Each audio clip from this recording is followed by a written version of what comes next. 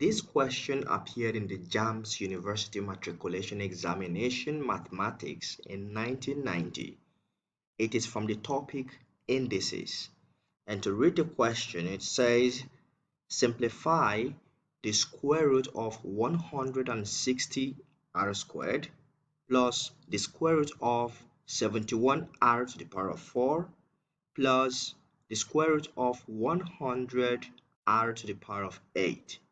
Looking at the question, we can see vividly that 100r to the power of 8 is covered by three different square roots, while 71r to the power of 4 is covered by two different square roots, and 160r squared is covered by one square root.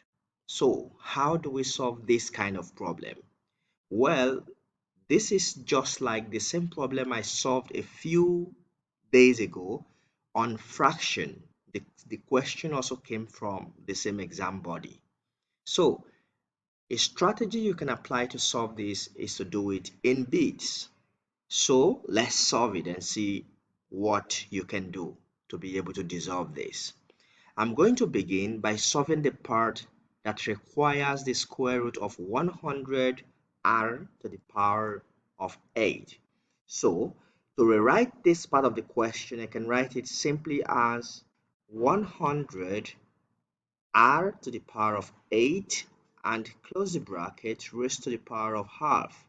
Mathematically, the power of half is another way of writing square root. So, this is going to help me.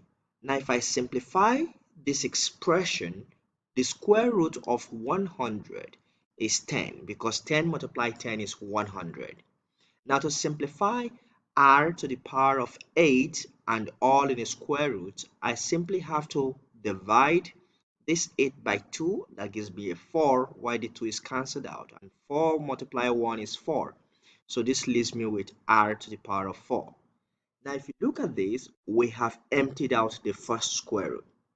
If I decide to rewrite this part of the question right now, it's going to be something like this. It's going to be the square root of 71 r to the power of 4 plus 10 r to the power of 4. Now, to work this out, know that the r's have exactly the same power, 4. So we can add them together, and that's going to give us the square root of 81 r to the power of 4. Now, to simplify this, I'm going to apply similar approach that I had used earlier while I was trying to simplify 100r to the power of 8, which is using our power idea of indices. I'm going to rewrite this as 81 r to the power of 4 and close it in a bracket and raise it to the power of half altogether, where half serves as our square root sign. In that case, first I'm going to look for the square root of 81. That's going to give me 9 because I know vividly that 9 times 9 is 81. That is solved. The next thing to be done here is to divide the power 4 by 2, and that's going to give me 2. 2 times 1 leaves us with 2. So we're having here r squared. Now we have successfully simplified the second bracket along with the third one. But this time around, to include 9r squared to what is left in the bracket, this will mean that we have 160 r squared plus 9r squared. Both of them are being held by one square root. So let's simplify this and see how to work out the answer to this problem. If we proceed with this, because both r's have exactly the same power of 2, we can add these two expressions together. So 160 r squared add 9 r squared is going to leave us with 169 r squared. Remember, the number is in a square root. All right, this is getting interesting.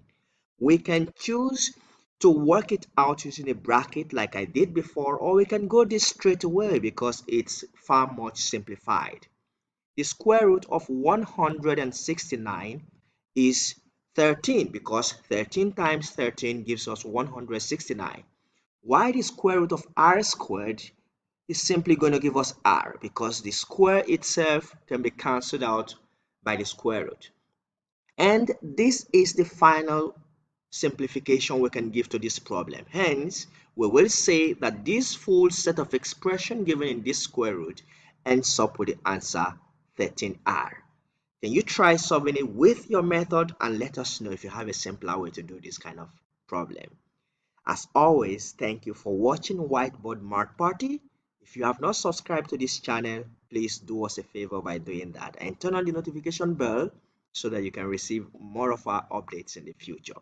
Thank you and see you soon.